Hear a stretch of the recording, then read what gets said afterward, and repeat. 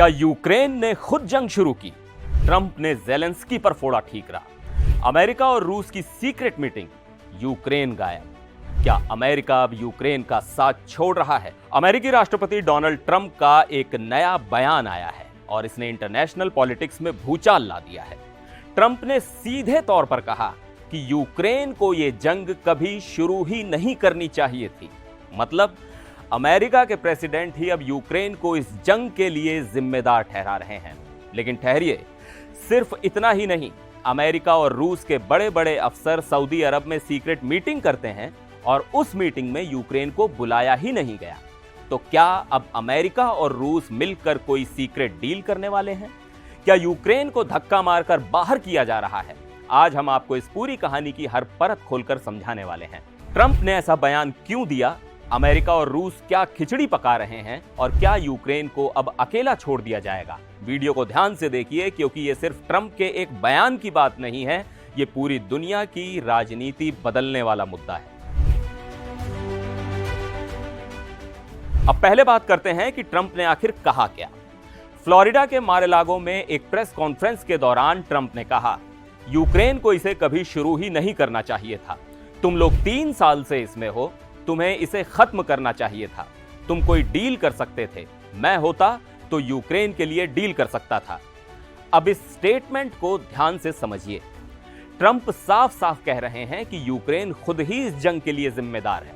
मतलब जो जंग रूस ने शुरू की, जो हमला रूस ने किया, उसे लेकर ट्रंप कह रहे हैं कि यूक्रेन को कोई डील कर लेनी चाहिए थी, जंग में जाना ही नहीं चाहिए था। यह बयान सिर्फ एक स्टेटमेंट नहीं है, यह अमेरिका की बदलती पॉलिसी का एक बहुत बड़ा संकेत है। अब सवाल उठता है, ट्रंप ने यह बयान क्यों दिया? क्या अमेरिका का रुख अब बदल रहा है? तो इसका जवाब आपको सऊदी अरब में हुई उस मीटिंग से मिलेगा जिसमें अमेरिका और रूस के टॉप अधिकारी मिले थे। अमेरिका की तरफ से विदेश मंत्री मार्को रूबियो थे, रूस की तरफ से विदेश मंत्री सर्गेई लावरोव थे। और ध्यान दीजिए, इस मीटिंग में यूक्रेन को बुलाया ही नहीं गया। यानी अमेरिका और रूस अब खुद अपने तरीके से इस जंग को खत्म करने की प्लानिंग कर रहे हैं। यूक्रेन के राष्ट्रपति ज़ेलेंस्की ने इस पर नाराजगी जताते हुए कहा कि कोई भी फैसला हमारे बिना नहीं लिया जा सकता। लेकिन ट्रंप ने इस पर ठंडी प्रतिक्रिया दी और कहा कि समझौते के टेबल पर बैठने के लिए जगह मांगने से पहले तुम्हें खुद सोचना चाहिए कि तुम्हारे देश में इतने सालों से चुनाव क्यों नहीं हुए। मतलब ट्रंप अब ज़ेलेंस्की की लीडरशिप पर ही सवाल खड़े कर रहे हैं।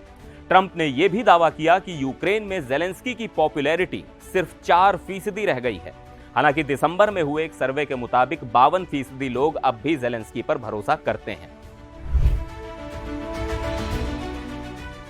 अब अमेरिका के इस नए स्टैंड पर यूरोप के देश कैसे रिएक्ट कर रहे हैं? ब्रिटेन के प्रधानमंत्री कीर स्टारमर ने कहा कि वो यूक्रेन में शांति सैनिक भेज सकते हैं।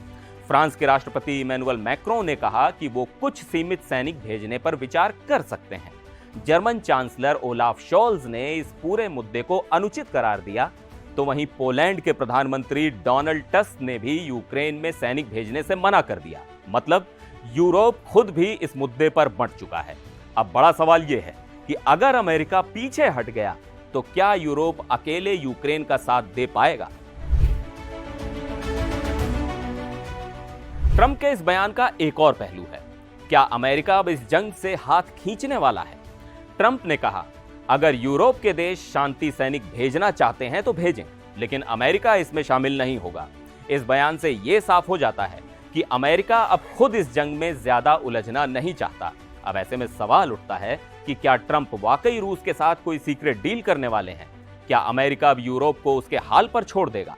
क्या ज़ेलेंस्की की सत्ता कमजोर होती जा रही है? तो इस पूरी कहानी से क्या समझ में आता है? ट्रंप अब यूक्रेन को सपोर्ट करने के मूड में नहीं है।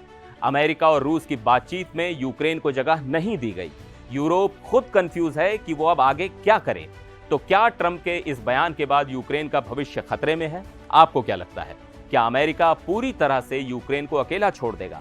कमेंट में अपनी राय जरूर बताएं।